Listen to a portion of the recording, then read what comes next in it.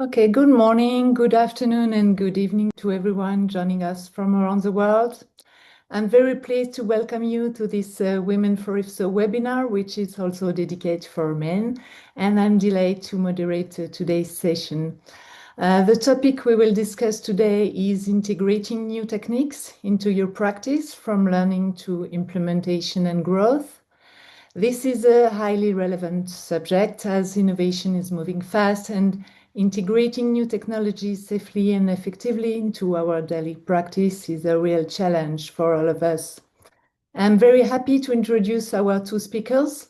First, Claire Blanchard from France, who will share her experience on how to implement new and innovative technologies. Professor Claire Blanchard is the head of the bariatric surgery department at the University Hospital of Nantes and a member of the scientific committee of the French Metabolic and Bariatric Society.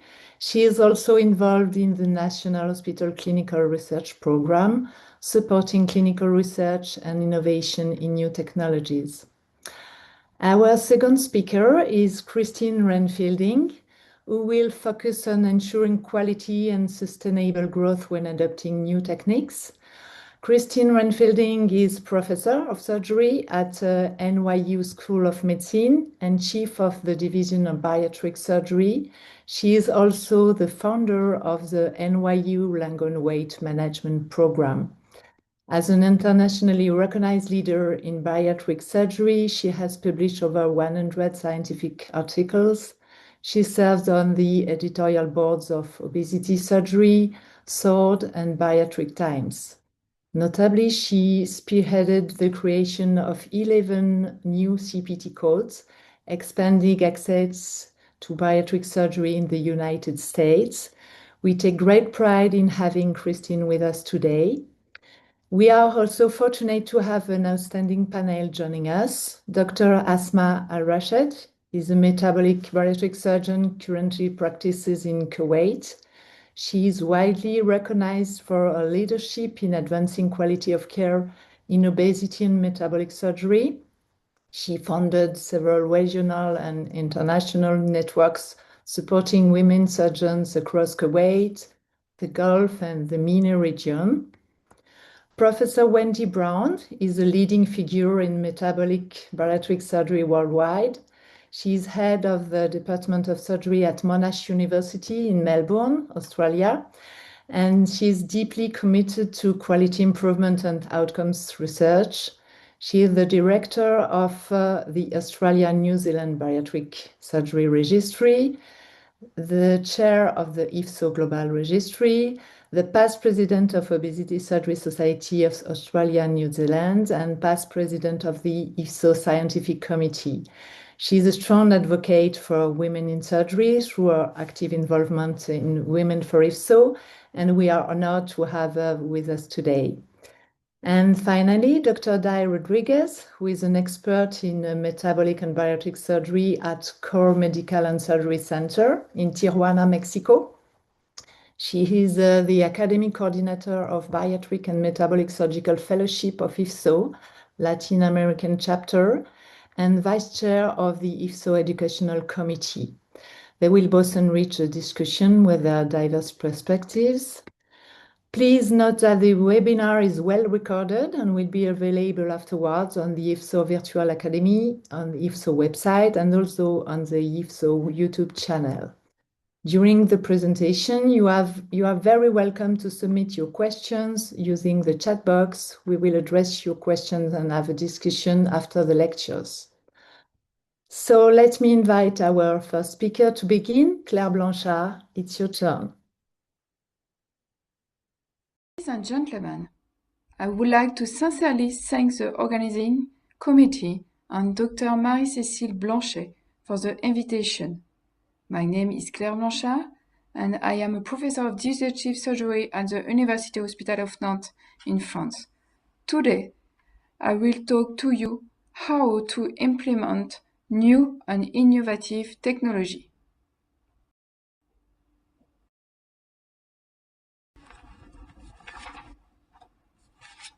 To begin with, I have no conflict of interest regarding this topic. When we talk about technology, what are we actually referring to? Are we talking about equipment innovation, a change in device, such as robotic surgery, a new stapling instrument, or new approach to patient management, such as outpatient surgery? Ultimately, everything can be considered innovation. In innovation, it all starts with an idea. For this, when you have an idea, you first need to check that it does not already exist. Then, develop prototype and put on paper what you have imagined. I will give you some examples later on. To illustrate my point, I would like to present an idea developed into a department by my colleague, Professor Duchalet, based on the concept of a sampling instrument. This observation is that current stapling instruments, particularly for rectal surgery, are not well adapted because it cannot easily fit in the narrow malpelvis.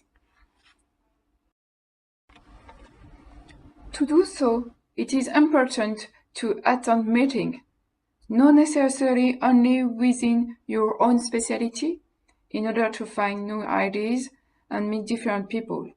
It is also essential to read articles, both in your field and in others, and to discuss professionals from various backgrounds, such as engineers, technologies experts, sociologists, and many others. You remain curious and keep the spirit of curiosity, just as we were children.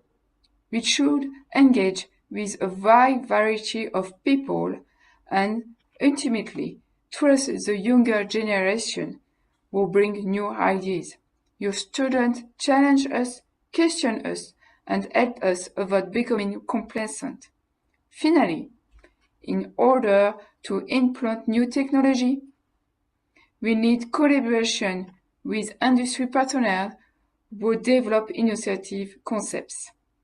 And to become a leading pioneer department, we must be visible, not only nationally within your specialty, but also internationally.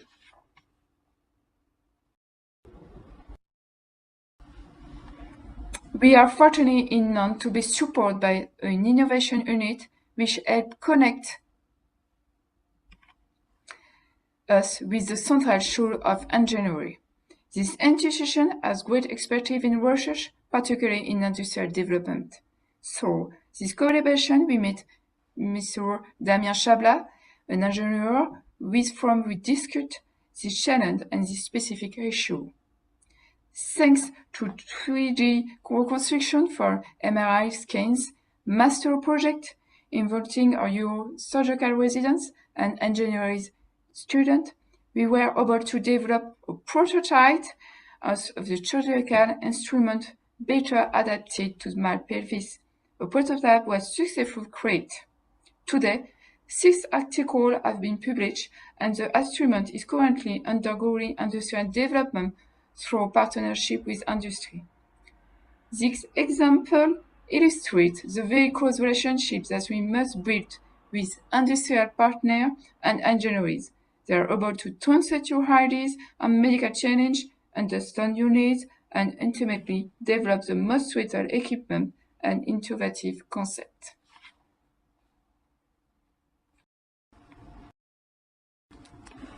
But to develop this research and innovation,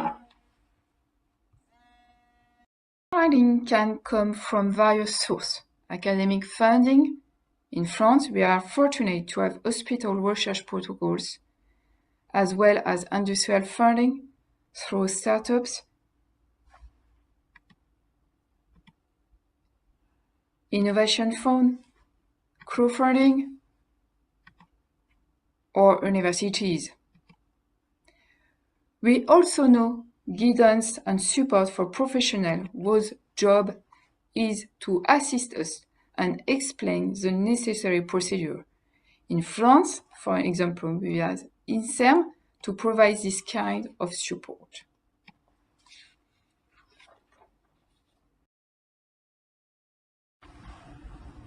Once we have funding for the prototype, it must be evaluated. The first step is to accept the concept and ensure its safety, conducting preclinical study if necessary, followed by clinical studies. We need to obtain CE marking of FDA approval. Succinctly, randomized studies are conducted to determine whether the product or concept offers any superiority. Then, health economic studies are performed to evaluate the economic impact of the concept. Finally, long-term registry studies are carried out to assess both the long-term safety and effectiveness of the innovation.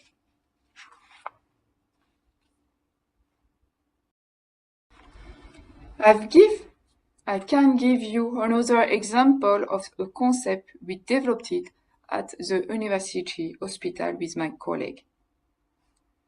We started from the observation that patients often stay too long in the hospital, experiencing complications and loss of autonomy due to delayed rehabilitation.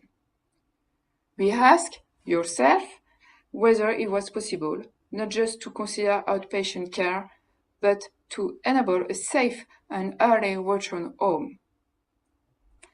The challenge was how to monitor them at home. During a geriatric conference, we discovered a system that allows a medical supervised, not non-medical, return home with connected monitoring parameters that ensure the patient's safety. This concept is called EPOCA. To develop this concept, we submitted an innovation grant, which allowed us to fund care for around 100 patients in bariatric and colorectal surgery. When they collected this data with practical thesis Tom Delouche. Here, I will give the example in colorectal surgery, where we observed a significant reduction in hospital stay, along with a decrease in complication. Based on this result, we submitted a health economic project in collaboration with the innovation unit. I obtained funding from Nantes Metropole, your city. Today, this concept is well developed in your department and allows our patients to return home safely. Regarding bariatric surgery, France is very active with a highly engaged group of surgeons from both the public and private sector working on the evaluation of new procedures and medication. This collaboration, for example, the collaboration with Maul Robert, which published a very good article about the evaluation of SADI. Support by an excellent professional and friendly relationships makes it possible to publish in top-tier journals, provide scientific evidence on new procedure, and ultimately improve the care of patients living with obesity. Many ongoing protocols are being conducted to evaluate bipartition, omega loop bypass, and medication with support by different proctors and with collaboration of this group. This collaboration is made possible thanks to the support of your institution, public funding, and our scientific society, SOFCO.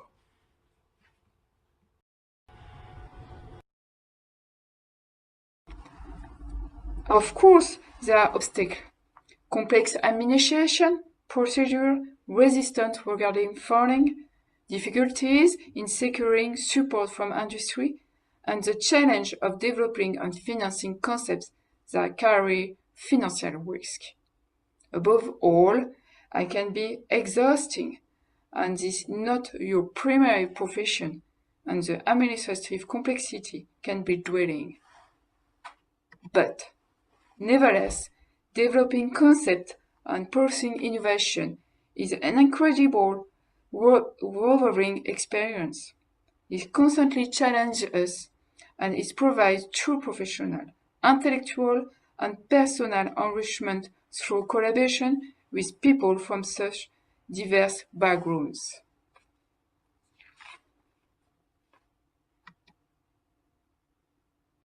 In conclusion, developing new and innovative technology is extremely rewarding.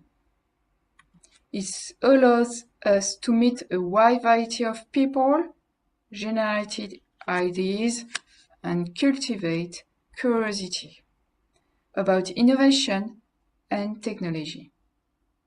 But to achieve this, one can work alone.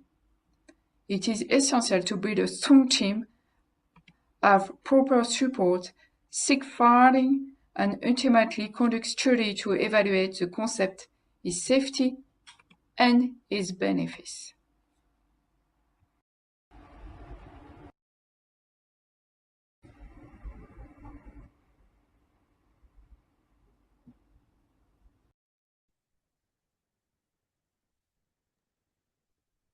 Thank you very much, Claire, for this very clear presentation. You show very well that innovation is not only about technology, but really about starting from a clinical need, being curious, open-minded, able to build bridge between clinicians, researchers, engineers, and institution.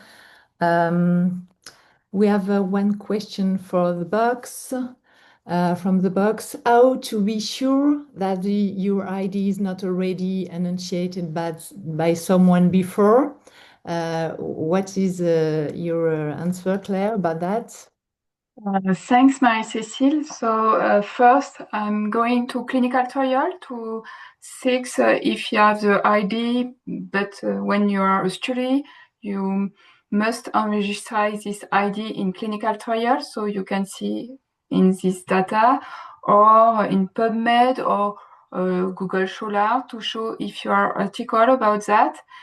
And I put the question in my society or my colleague to be sure that it's not another ID or to be in concurrence with my colleague. And if they are the same idea, I try to be together and to be a group.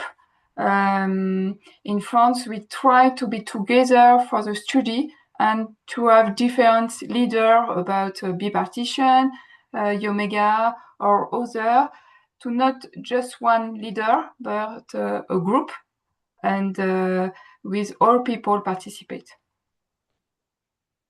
Okay, thank you. And another question is how to implement your innovation without fear of someone else taking its credits, especially the industrial partners. Yes, it's difficult to have industrial partner. For me, it's more difficult to read an article or other. First, you must have a concept and to put in front the brevet. It's your idea, it's your property, and after that you can discuss with the industrial.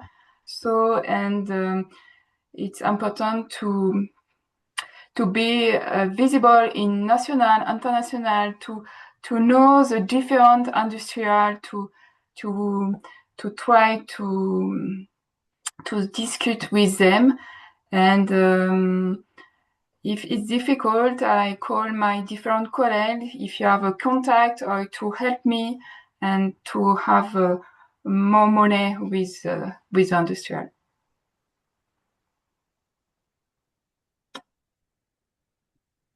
Okay, does anyone have some remark or? They, Yeah.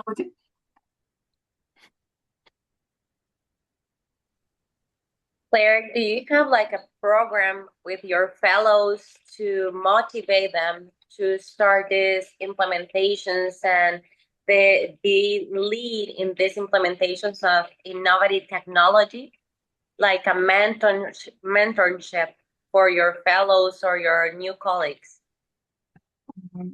Yes, thanks for your question. Yes, we try to have different follow, and the follow is interesting by the new technology, the new procedure is very important to produce that in my with my team, because if you want to have different follow to be leader, you must have new technology, new procedure, and we try to have more and more new procedure, new approach, and if the follow have an idea, you can also give your idea and to try to put together and to yes. Okay, thank you again, Claire. Asma, we can hear you. Thank you so much for the amazing presentation and showing us step by step how someone can have a start with an idea and bring up all the team and make it real in real life. So my question for you, from your experience, maybe in France or any other places, have you come across some excellent center where they have, for example, innovation units where either from medical students or resident or uh, physicians and surgeons having structured units where they will have funding and they will have the programs to take that role. And if you have that kind of experience, how would you think this could be implemented as well in other centers, maybe taking in consideration the global audience of having different countries from different backgrounds, like what kind of projects maybe that can be helpful in terms of addressing their patients? Yes, thank you for your question. Yes, in Nantes, we have the chance to have innovation product, and it's political because my boss, my big boss, wants to be that Nantes, my university, my hospital, be leadership in France or with the different tone to be leader in innovative. And for that, it's a program, a university program with money, a lot of money, to that engineer, scientists go in Nantes with a program with fellowship, and we work together. We have a meeting for that, and all discuss about new technology, new approach sociologist, new procedure, and we have just one email that the industrial put an email for the group, all the group with a different, and we try to work together with the university, with scientists. It's a polytechnic in France. We have a big scientifics in science is polytechnic, and we have the objective is to have the best people in the domain.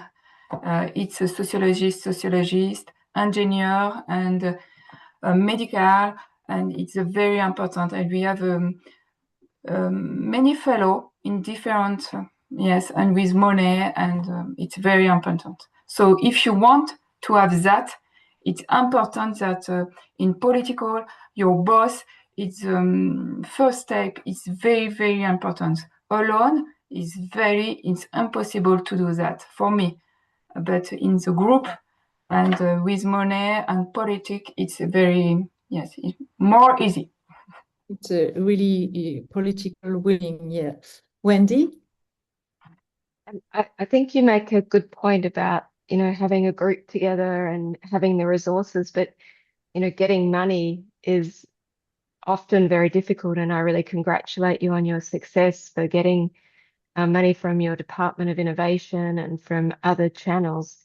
do you have any sort of top tips for people that are writing grants or writing proposals to government or to other funding bodies, to venture capitalists even, about how you can make your project sound exciting and make it more fundable? Because I'm sure there's lots of competition for every grant that you've gone for. Yes.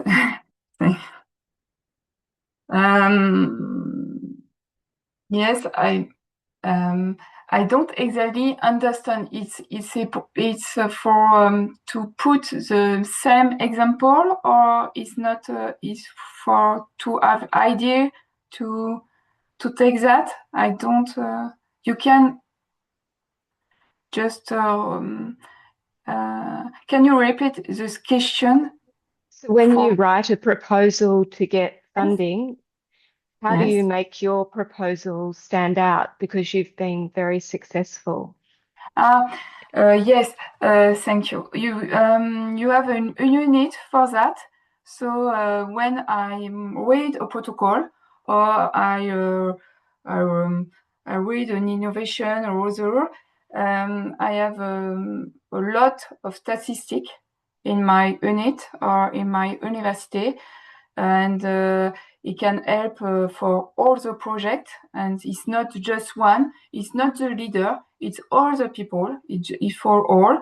And we have a medical economist to help and lower, and together we read the protocol, and you put in for to try to have more money in university, academic, industrial, and yes, for that. And these people are not paid for me by me or my unit. These people pay by the hospital, and it's for all.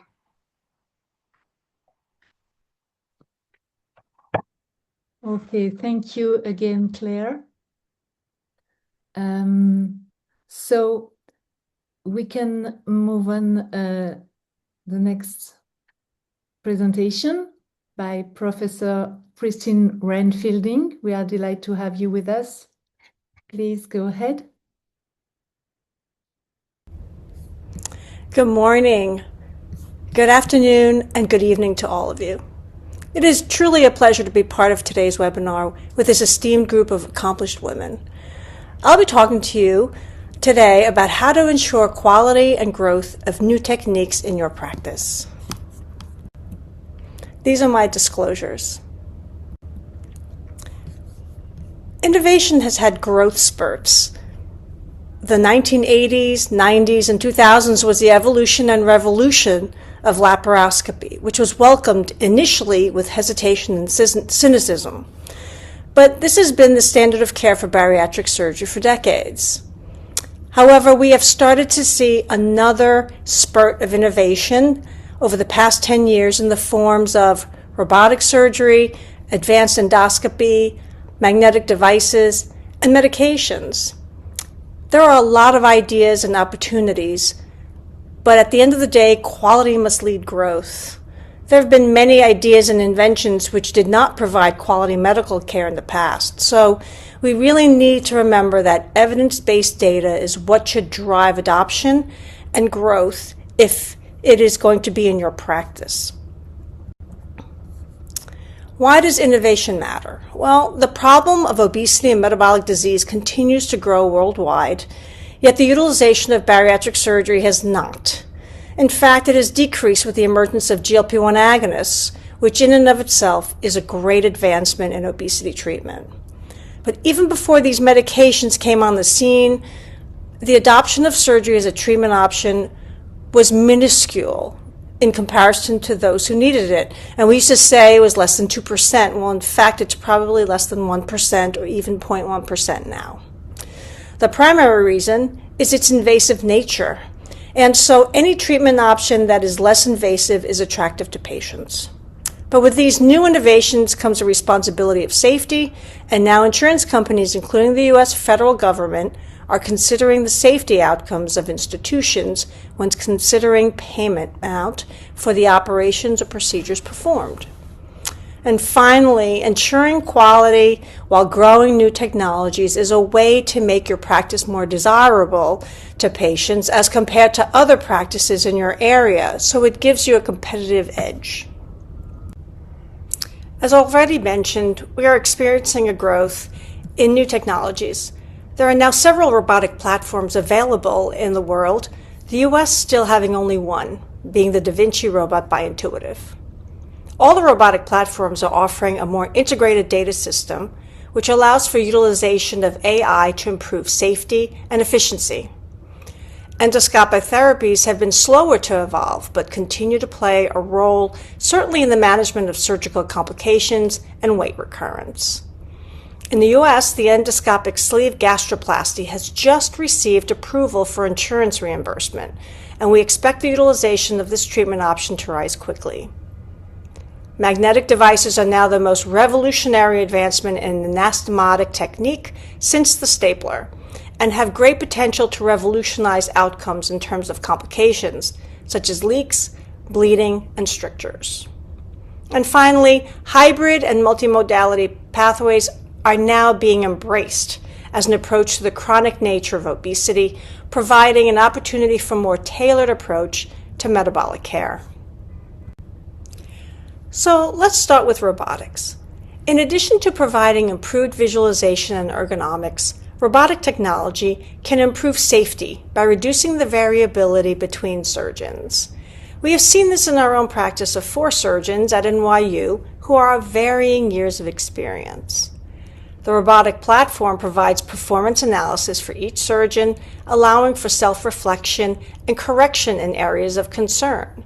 The platform allows for easy videotaping of cases and being able to fast forward them or to locate areas of concern very quickly in the operation.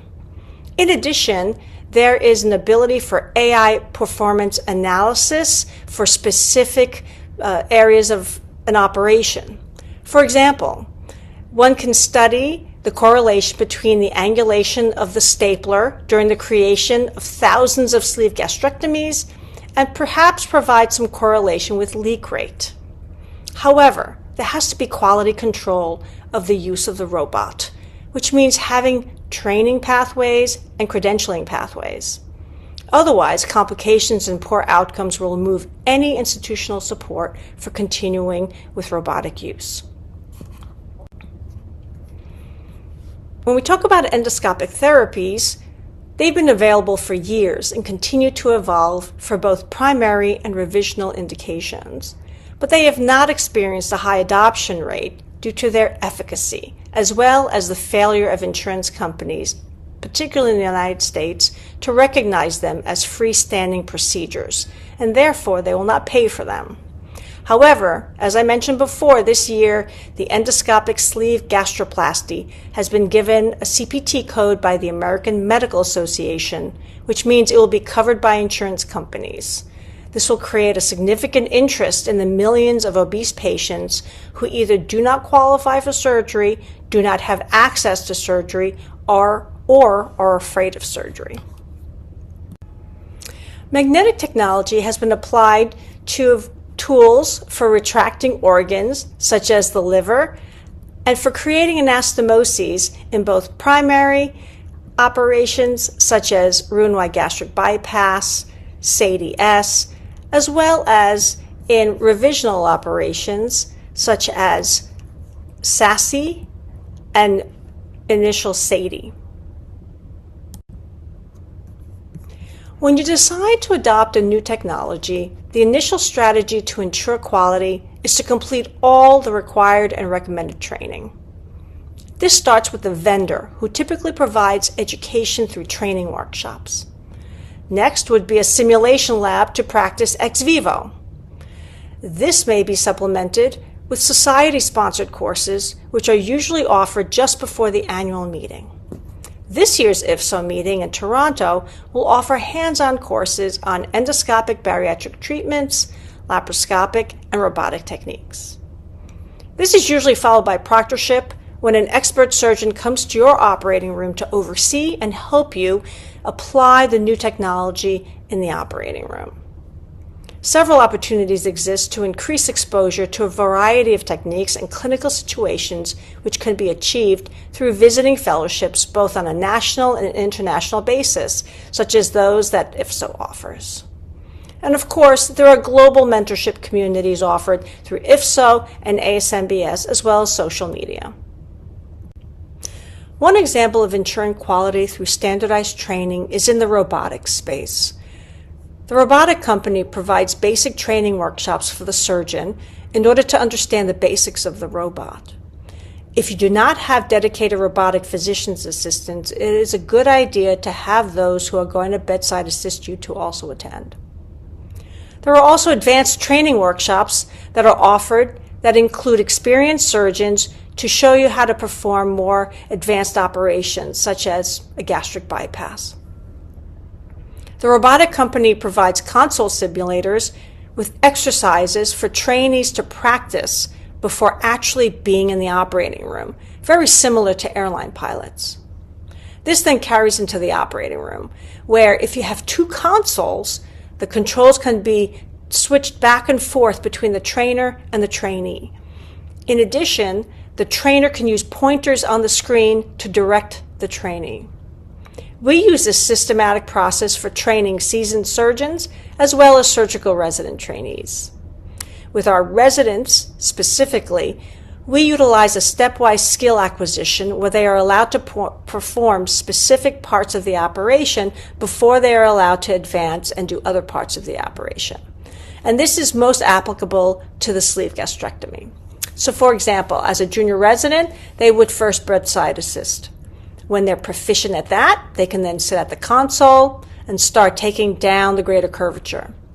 If they become proficient at that, then they can pass the bougie. If they do that well, they can then dissect the hiatus, throw a few stitches, and then of course the coup de grace is they can staple.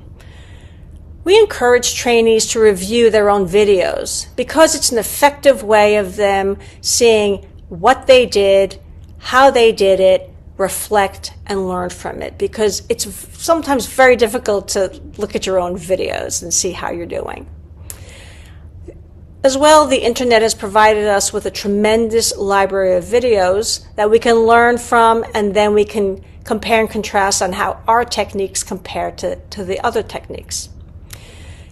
We can also monitor operative times, and various applications can graph out how you're doing, where you need to sort of speed up or improve upon.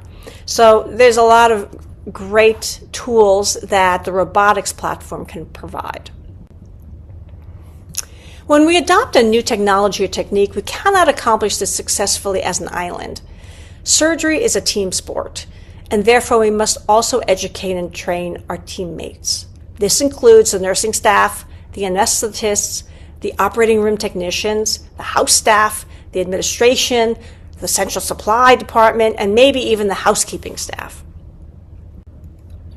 With new technologies, we want to then incorporate them into the standardized quality frameworks of national and international societies, such as the IFSO Global Standards and the assorted national accreditation programs, such as the American College of Surgeons, ASMBS, Metabolic and Bariatric Surgery Accreditation Quality Improvement Program in the US, the British Obesity and Metabolic Surgery Society guidelines involving the National Bariatric Surgical Registry in the UK, and the Australian and New Zealand Metabolic and Obesity Surgery Society with their Bariatric Surgery Registry in Australia and New Zealand. These society guidelines and accreditation programs have been created to ensure guidelines to provide high-quality surgical care for bariatric patients and make both surgeons and hospitals accountable to do this. They use a variety of requirements to help optimize outcomes, such as volume of cases, equipment, multidisciplinary care, and data submission. And practices that are certified and accredited by these programs can then advertise this to the public, another angle to increase patient growth. We can also adopt ERAS, or Enhanced Recovery After Surgery pathways, which is a patient-centered, evidence-based, multidisciplinary team designed to achieve early recovery for patients undergoing major surgery, such as aggressive post-op nausea and vomiting prevention, early removal of drains and catheters, and pre-op glucose loading. Standard operating procedures are detailed step-by-step instructions designed to ensure uniformity, safety, and efficiency in surgical populations and can be applied to new technologies.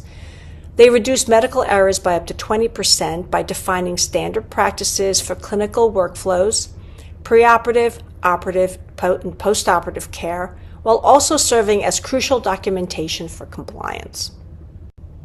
So, for example, when we start using magnetic devices, we'll be monitoring outcomes of safety, such as leak, bleeding, surgical site infection, length of stay, and mortality. This will be followed by also monitoring our long-term complications, such as stricture, obstruction, and any complication requiring intervention, such as an endoscopic retrieval of a magnet. We will then address any complications with a root cause analysis and look for trends in complications, followed by a deep dive to identify any common contributing factors. This can then drive action plans and target training. For example, when my partner and I started transitioning from laparoscopic surgery to robotic surgery, there was an increase in post-Roux-en-Y gastric bypass obstructions at the jejunal-jejunostomy over the course of 6 months. We noticed this because we internally review all of our 30-day complications on a monthly basis, and we also review our MBS-QIP data on a quarterly basis. We then analyzed these cases and performed a deep dive on each case looking for trends. It seemed that I was a culprit, having had a significant increase in JJ anastomosis obstructions after performing robotic surgery as compared to when I was performing it laparoscopically. We analyzed the possible technical causes, which was that I had changed my technique of creating the JJ robotically as compared to when I did it laparoscopically, specifically not dividing the mesentery as aggressively. We then developed an action plan to change my technique, and then we reassessed for the next 6 to 12 months. We found a significant decrease in post-bypass JJ obstruction. As I previously mentioned, the major bariatric surgery societies have created national databases and registries in order to create benchmarks and track outcomes. We receive a semi-annual and annual report for MBS-QIP, which then compares us to the national benchmark. If we land below the national benchmark in complications, then we can direct our attention to addressing it with a quality improvement project. For example, 3 years ago, we were underperformers in readmission rates after sleeve gastrectomy. We evaluated and assessed our specific cases, made changes to our hydration guidelines and patient education, and after 18 months, we were above performance benchmarks. MBS-QIP will now be tracking endoscopic bariatric procedures, and we will be doing that as well. Because we also maintain our own division dashboards that monitor OR efficiency, length of stay, and all 30-day outcomes that include infection, readmission, and reinterventions. In this way, we use the data to guide our quarterly quality improvement meetings and honest discussion for a team approach. When you add a new service or technology, you then want to grow it in order to make the most of the time and money that you have invested in it. Once you've adopted this, let everyone know it. Inform your referring physicians, your patients, and the public. Announce it on your website, your social media, and your public relations team. This will educate the public to know what you can offer, and it may give you an advantage over your competition. And then, if you collect your outcomes data, you can publish it or participate in trials. There are certainly challenges that you can face while trying to grow new technology within your practice, the biggest one being cost. Some technology, such as the magnetic devices, are disposable and you purchase as you need it. Some companies do want you to purchase a minimum number of devices, which will increase the cost burden. And other technology requires capital investment, such as a robotic system, which then requires your institution or your hospital to get involved and they have to approve it.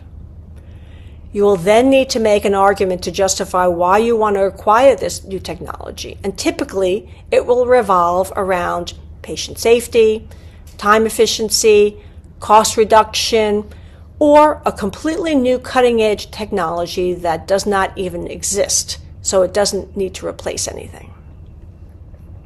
You will then have to take into consideration the learning curve for yourself and for your partners. Is this new technology easy to implement because it simply replaces something already in existence, such as a specialized bougie? Or will this take greater than 25 operations to become proficient, such as the magnetic anastomosis devices? The early learning curve will result in increased OR time, so plan your OR schedule accordingly because you may not be able to perform as many operations in a day. Take into consideration who else needs to learn the new technology and plan for time to educate them on it. Otherwise, you'll be very frustrated on the day of the operation. And finally, find out what your facility or hospital regulatory and credentialing requirements are. Many hospitals have credentialing requirements for robotic surgery privileges that are separate to laparoscopic or open surgical privileges. So in conclusion, we are in a wave of innovation, and new technology is growing and it's really exciting. However, we want to adopt it and grow it in a responsible and safe manner. Otherwise, we lose the trust of our patients, our staff, and our institution. Training and credentialing is important for not only surgeons, but also the team that you are working with. And it is imperative that we always evaluate our own outcomes on a regular basis to see where we can improve. Take advantage of courses given by your society. Don't be afraid to reach out to your colleagues. This can help you improve and grow your new technology. Social media forums are great, and of course webinars such as this one are fantastic. But once we feel comfortable, let everyone know you are utilizing this new technology so that your patients can benefit from it. So I'd like to thank you for joining me today, and I look forward to our discussion.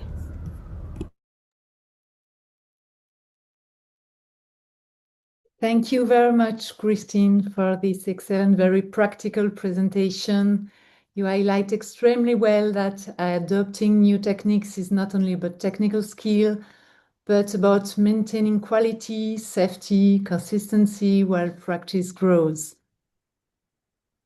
So my first question is about learning curve. Learning curves are inevitable with the new techniques.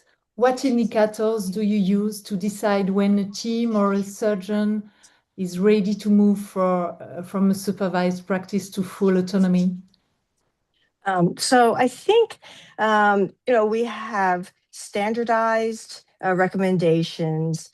For example, if you're someone's coming in and starting to do robotic surgery, then it might be 3 or 5 cases. But I think it's also how the individual is doing, how comfortable they are, OR time, and their own personal feeling of comfort. So it can be, say, a standardized, 5 cases, or it could be even more. It could be 10 cases. I think that's usually a tailored situation that most of our partners actually can decide upon.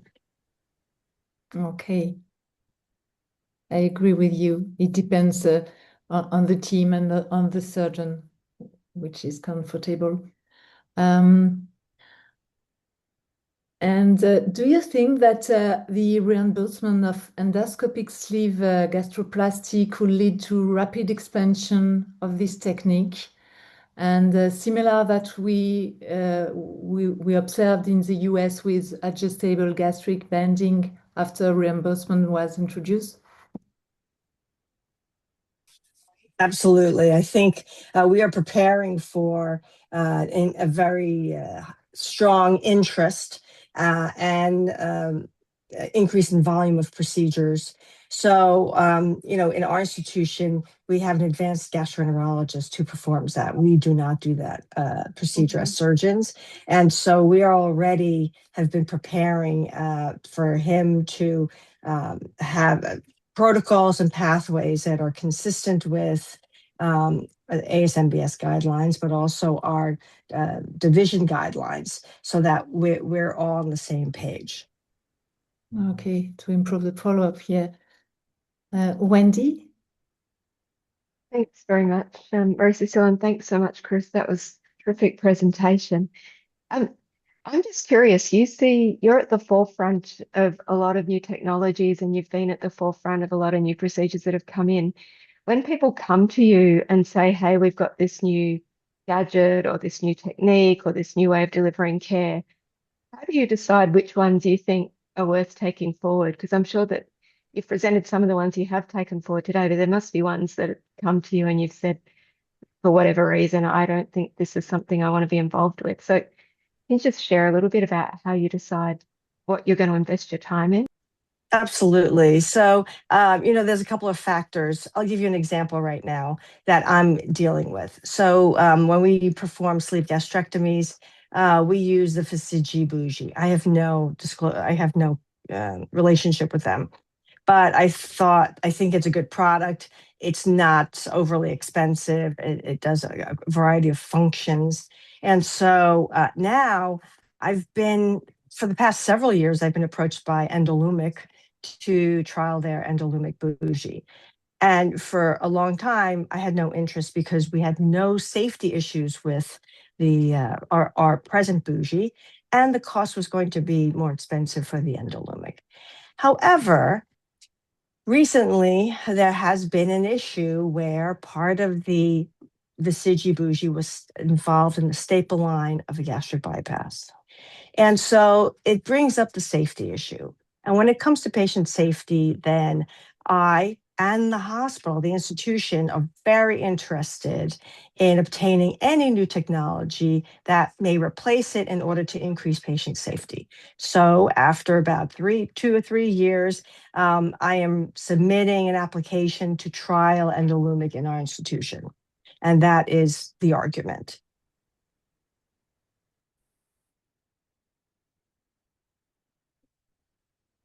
And as far as magnetic anastomosis, again, it's new. It may be more or less cost or time effective when compared to the stapling devices, but our institution supports innovation, and they are very happy to approve it and to pay for it in order to make us a cutting edge leader.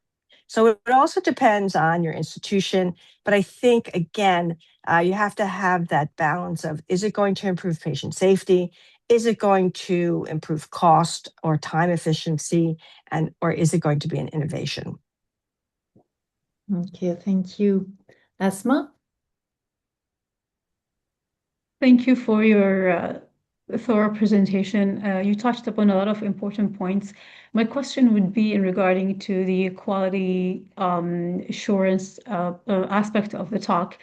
We do know that sometimes in looking at different countries and globally, not every country will have, for example, the similar rigorous process in terms of like regulation and then monitoring. So what would be your advice for surgeons or leaders at institution level that they will incorporate or take on these new either like devices or adopt new technologies?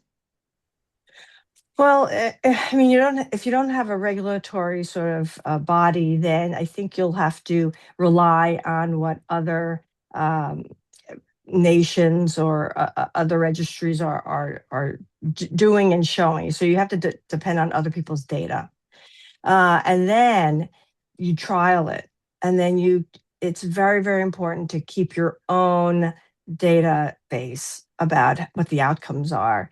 And, I started that when I started NYU in 2000. I had my own database of patients because I was planning to do research, but I also tracked all of the 30-day complications to start with. Now it's a little bit easier, but I think it takes some time and it takes some effort to keep monitoring and seeing whether the technology that you're using is worthwhile or if it's just not doing well in your own practice.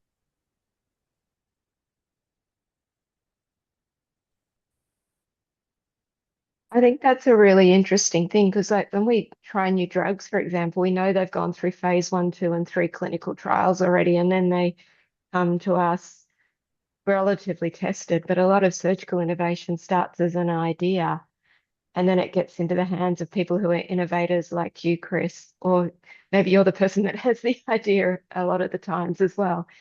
But we just don't have that same structure, do we, as the pharma technologies do. And we really depend on people keeping their data well and being honest about it and sharing their data. Yeah, that's very, very true. And so that's why I think that we have to reflect and look at our own experiences and always take it with a little grain of salt. Just because other people say it's a wonderful item, just give yourself a certain number of cases. For example, when I trial the endolumic, it'll be a 30-day trial. We'll look at it. We'll see what the cost, the time, the ease of use is, and then decide whether we're going to accept it or not.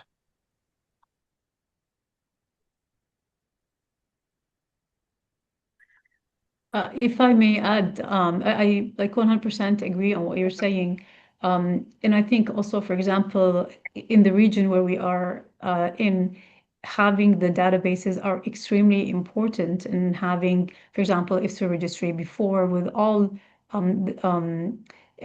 the data that need to look at even long term, because it's easy to, for example, in our region, you might have some of the centers who are participating in these registries, but then we do not have the long term outcome, which we understand these are metabolic embryonic patients. These are like patients who can struggle with this lifelong, and therefore it's important to track all their outcome long term.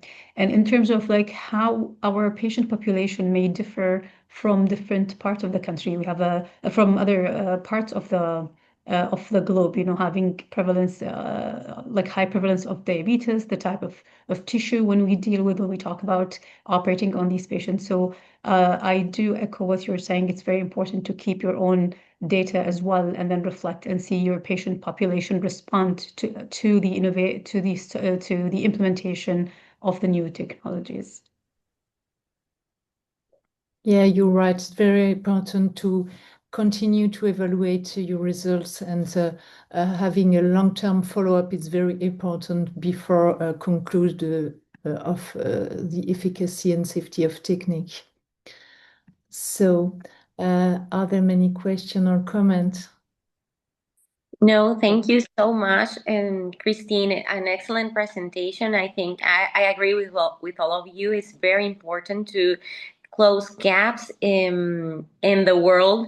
Actually, it's very evident that in Latin America is a very big gap in implementing new technologies.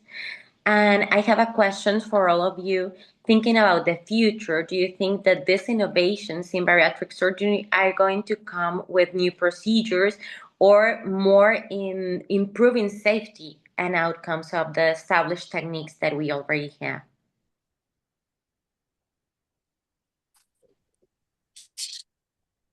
Well, I think we're always striving to improve our outcomes and our techniques.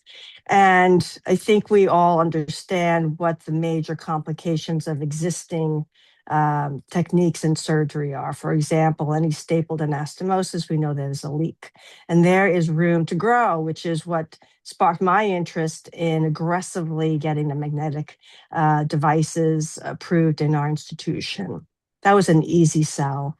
But there is also, on the flip side, a huge gap for patients who don't want surgery, don't qualify for surgery, or the medications have filled a lot of that gap, but then there's still drawbacks to that, right? Side effects or coverage or access. So that's where the ESG is going to be very interesting to see. My concern is that the durability of the outcome is going to be um, not as great as surgery, but maybe a little bit more than medications. It'll allow for multimodal therapy, so an ESG plus medications may be a great option. And of course, the ESG can always be a gateway entrance for a patient to then, when they do regain weight, consider the next step of having surgery. Yeah, thank you. Thank you very much to all of us. And we are now, it's time to conclude. I would like to warmly thank our two speakers for their excellent complimentary presentation. I would also like to thank our three panelists for the richness of the discussion. Together, they clearly show that innovation is a long journey that requires time, rigor, resilience, and true teamwork. Thank you all for joining us today and for your active participation. Thank you.